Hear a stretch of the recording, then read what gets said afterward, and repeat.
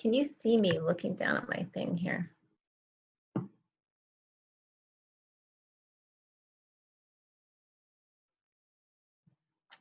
Oh, gotta get to the beginning.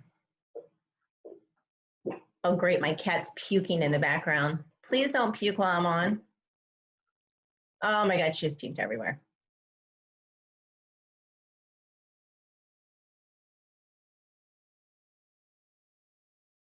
Okay, is it time to broadcast, I think?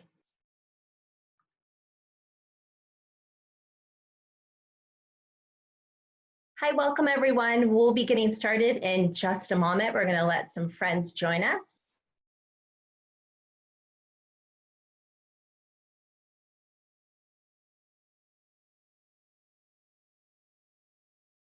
Okay, I'm seeing people are signing in. Today is going to be fun. There may be some flashback pictures here, especially of you guys who are alive in the 80s and 90s. You're going to really appreciate this.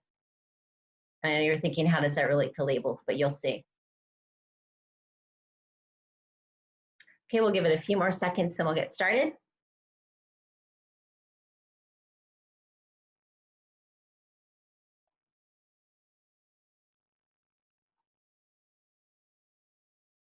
Okay, so welcome to Nutrition at Noon. I am Mandy. I am one of 10 in-store nutritionists at Giant, and this is our Nutrition at Noon. We've been at it for a while, and I know everyone's excited to get back out there, but hopefully today you'll stay tuned for a good 15 minutes, which is how long this presentation is. We'll spend about 10 minutes talking about nutrition food labels. Trust me, it'll be exciting. We'll spend 5 minutes answering questions, and then, we will get out into some sunshine hopefully today. And why are we talking about food labels? It's because a lot of people really rely on those for information, and so it's important to know how to read them. But a quick just housekeeping tip, I can't see you, but I can take questions from you, so make sure you put those in. We'll get to those at the end. I am happy to answer anything that you might have related to food labels or how you could learn more about food labels and store tours at the end of the program. So let's go ahead and get started.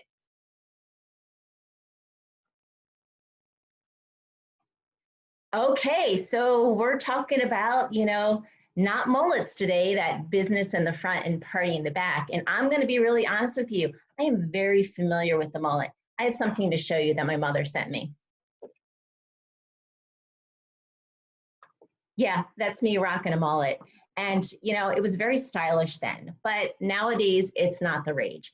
But maybe fast forward a couple of years, you might have been more familiar with the frolic, which is the party in the front and the business in the back. Well, this is what our labels are like. Our labels are a frolic. And you can tell how old this picture is because it's not even that clear, right? Because I don't even know who's doing this anymore. But let's talk about the frolic. So here we go. Here's our frolic package, right? It's a party on the front with all those designer labels. It's putting its best foot forward. Think Instagram, the best of, oh, I'm gluten-free, I'm all natural, I have no hormones, no preservatives, right? So it's that party. This is what you want people to see. But if you flip it over to the back, that's where we get down to business. That's where that nutrition facts panel is. And that's the resume of your product. So we have to keep in mind that when we're looking at products, that we might see a party on the front, but it's the back we really have to pay attention to. So let's talk about some of those designer labels that we really love. So you probably see a lot of these in store on packages because, again, they're putting that best foot forward. And what they're trying to do is show you what they're all about, right? We, again, bringing up the 80s, you had those little Izod labels or, different brands that you're looking for, Jordache jeans, like I'm really starting to show age here, but the designer labels that our products are gonna be wearing are more along these lines. You're gonna see USD organic or sustainable, Food Alliance. These are all the designer labels that, hey, I'm environmental, I'm ethical. If you pick me, people are gonna know that just by looking at it. Now, maybe you're more along the lines of a content person, right? Maybe the label that you're looking for is what's inside that package. Well, maybe it's whole grains, maybe it's no GMOs, or maybe you want, no gluten. So there are labels that are going to show content. But then there are also labels that show nutrition. So those are going to be some of my favorite labels. So the American Heart Association label is going to put it right out there and say, like, I'm not just designer, I'm also healthy. So sometimes those designer labels are not just going to tell you what's going to make you feel good. Sometimes it's going to actually tell you what will make you feel really good, and that's your health. Now, I have two circled here, How Good and Guiding Stars. These are designer labels that we use at Giant. Now, these may not always show up on your packages, but they will show up on your shelves. And that's because the How Good label does something that's really great. It takes all of those environmental and ethical labels and it puts it into one, and it tells you how good that product is for the environment. Now, on the nutrition side, we've got Guiding Stars. Now, Guiding Stars does the same thing. It looks at the contents of the package and it figures out, is it good for your heart? Is it good for just overall general health? And then it puts a designer label on there as well. And you'll find these designer labels actually on the shelf tags. So these are important to look for. Now, these are the good guys, right? These are the ones we want to be wearing. But who hasn't ever heard about those designer dupes, right? Those labels that promise you something, but they're kind of a knockoff.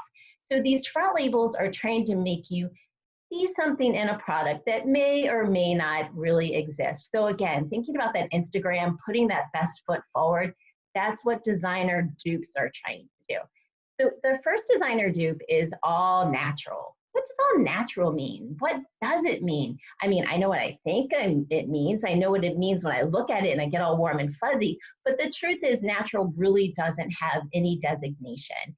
Now, in theory, it would be free of, those artificial flavorings and colorings and all of those types of things, but that's really left up to the company that produces it. Now, how about no added sugar? This is my favorite. You might see it on something like orange juice, which, already is filled with lots of sugar, right? Natural sugars. So no added sugar doesn't necessarily mean a good thing. Now, a good source of is probably one of my favorites.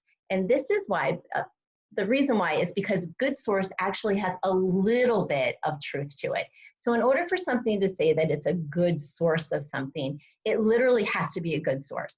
But this is the trick. A lot of times they use good source to sort of, it's like magic, like look over here so you don't look over here, right? So look at our Fruit Loop box up there, right? It's a good source of fiber. Look at the fiber, don't look at the sugar, right?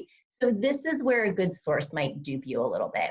How about no antibiotics or no hormones? Now, this again is not regulated. This means, well, it means no antibiotics and no hormones.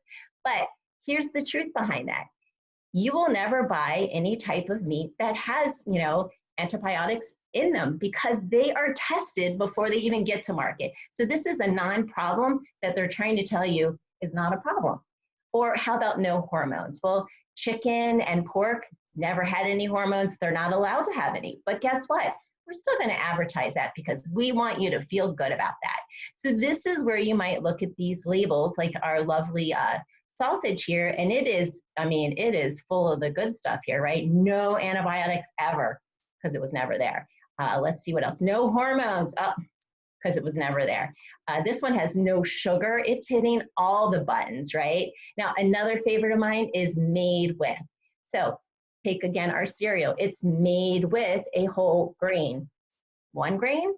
2 grains? Is it more grains? This is something that we don't really know. We just know somewhere in that package, there is a grain. Now, the other one is made with real fruit. Now, made with real fruit, it could be 1%, 10%. Maybe it's a strawberry leather, but actually what they used was apple. So sometimes even the real fruit it's made with is not the fruit that you see on the package. So don't be duped by those.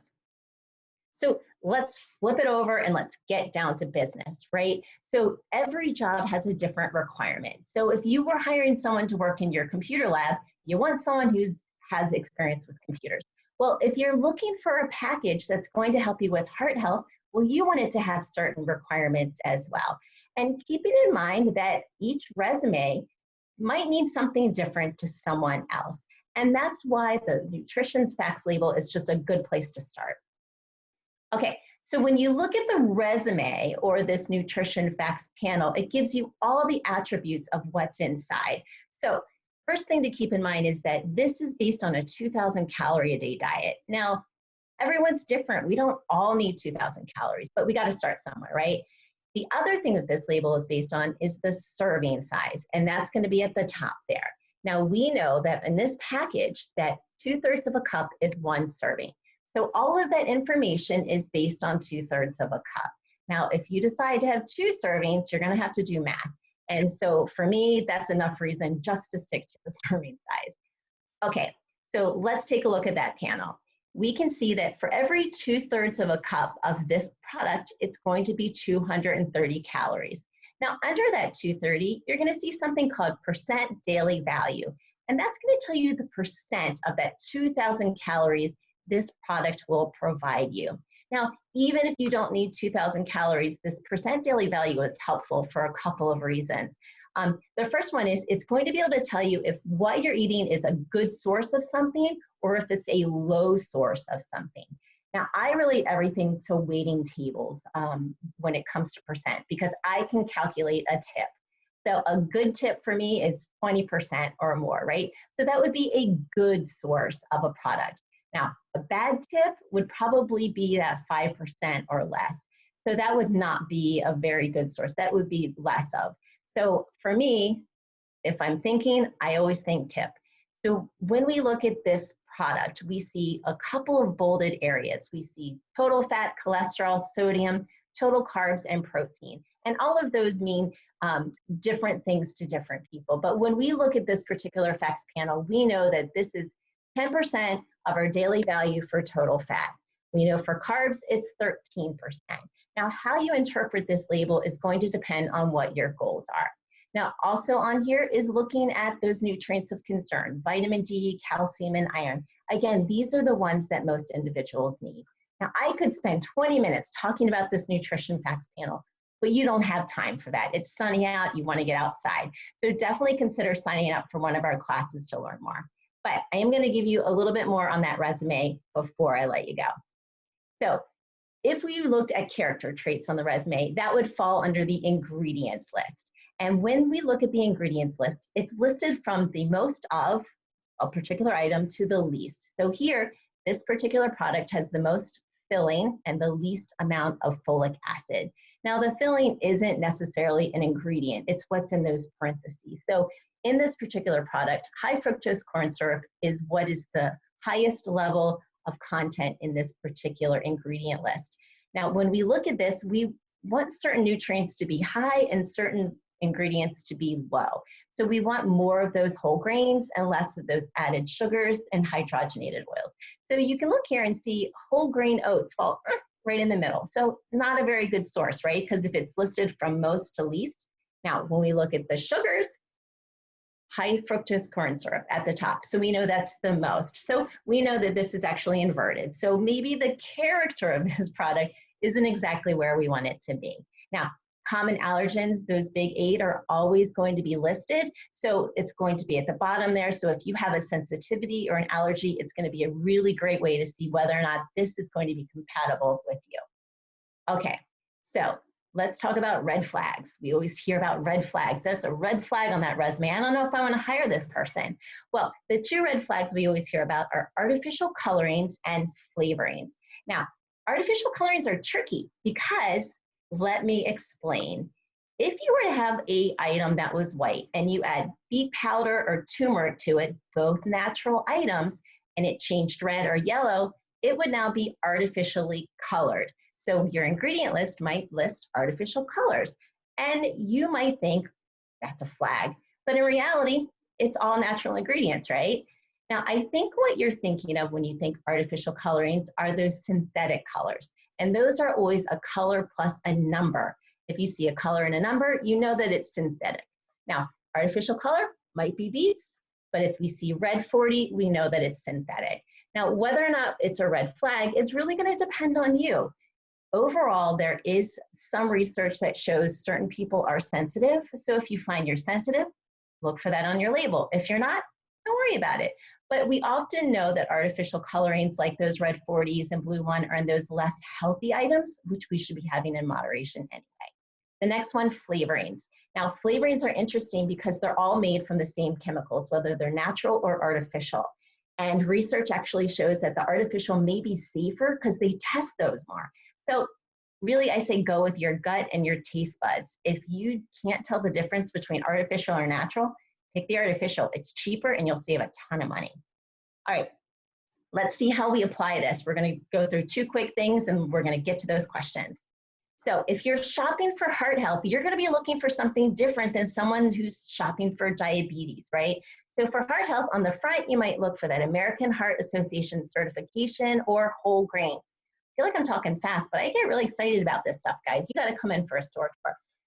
And then your nutrition facts panel, you're going to look for something different as well. So you're going to look in those categories that apply to heart health, that fat, sodium, and fiber. So we want to keep low sources of fat and sodium and high sources of fiber.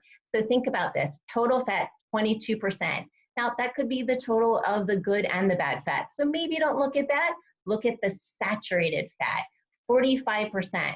That's really high. So we know that's a good source, which means bad news. Going down to sodium, 2%. Well, that's not a very good source of sodium, which means that's good news, right? Sounds confusing, but once you know what to look for, it's going to be a lot easier. And of course, on that ingredient list, we're looking for whole grains and olive and canola oil and trying to avoid those hydrogenated oils. Say you're shopping for celiac or gluten intolerance, you're going to be looking really at that ingredient list. You're going to look for those ingredients that contain gluten. Now, this is tricky because gluten falls under a lot of different names, so you really have to examine that package. Or maybe on the front, you might see a certified gluten-free, and that's going to be really helpful for you. So, parting thoughts before we get to those questions. We all love designer labels and things that make us feel good, but we have to keep in mind when it comes to our health, you want to trust the facts on the back. And when in doubt, consult your HR department. And that's your healthy resources at Giant. So we've got our guiding stars, which are going to help you pick those healthier choices. You don't even have to read the labels. We'll do it for you. And you can also talk to us. We love to do consultations to help you figure out how to read labels for you. We do store tours. Right now we're doing them online even, so those are fun to do. We have our blogs, which tell you all kinds of great things, and our Nutrition Made Easy podcast. Guys, if you like spending 15 minutes with me at noon, you're going to love spending 30 minutes with me like on your phone. So definitely check that out. And all of that is at giantfood.com/nutrition. And of course, don't forget our Healthy at Home Challenge. If you are not doing this, get on board. It's super easy. It's just challenging you to get moving and to get more produce in your life. And here's what some of our friends have been doing and posting online. So I love this. Sabrina is on her new Peloton and Josefina is out there running. You might have seen Jillian kicking it off there with Kristen and Lisa, but people are trying different things and Giant is reposting it. So definitely do that. I'm trying a new vegetable. Maybe you're just having your avocado and an egg today. I don't care what you do. Just try to do something that's going to keep you healthy at home. All right, finally, question time. Let's see what we got, peeps. Someone said sweet mullet. It was pretty sweet. I mean, you don't get an 11 by 14 if it's not this awesome. Okay, are there any standards on what equals a serving size, or is it determined by manufacturer? This is a great question. Really, serving sizes used to be pretty cut and dried, but with the changes in 2011, they actually tried to make serving sizes make sense. So for instance, if you walk into a Giant and you're looking for a snack, you might find a small bag of chips, a medium size, a large bag, and a family size. And serving sizes now on those smaller packages are more like portion sizes, and they reflect that entire package, which you can reasonably eat. Now, that doesn't really answer your question because there's not a standard serving size when it comes to those types of products. It's really what you can consume in that one moment. But as a whole, when we think about carb servings or protein servings, there are standard serving sizes. And if you go to choosemyplate.gov, you can find that, or reach out to one of us and we can walk you through that. Someone's saying, how do you register for classes or consultations in Shopping for Diabetes? Well, we are offering diabetes classes every single week at different times throughout the day. So go to giantfood.com/nutrition and click on events, and you can sign up for a class. If you'd like to do an individual consult, you can just click on nutritionist and you can find the nutritionist near you. And you do want to use the one near you, because when all of this is over and we're able to move about more freely, then guess what? You can meet them for an in-person. All right, are there any other questions? I don't think there are, but thank you so much for joining us today. Oh, are the consultations free? Right now, all of our online consultations are free, so definitely reach out. You've got nothing to lose, right? All right, well, thanks, friends. And if you want to share this information with anyone else, we will be posting this later, and you can check out all of our previous Nutrition at Noon. Now, if you're a coffee junkie and you love getting your Java on, you can join 2 tomorrow for channeling your inner barista. All right, stay well, my friends.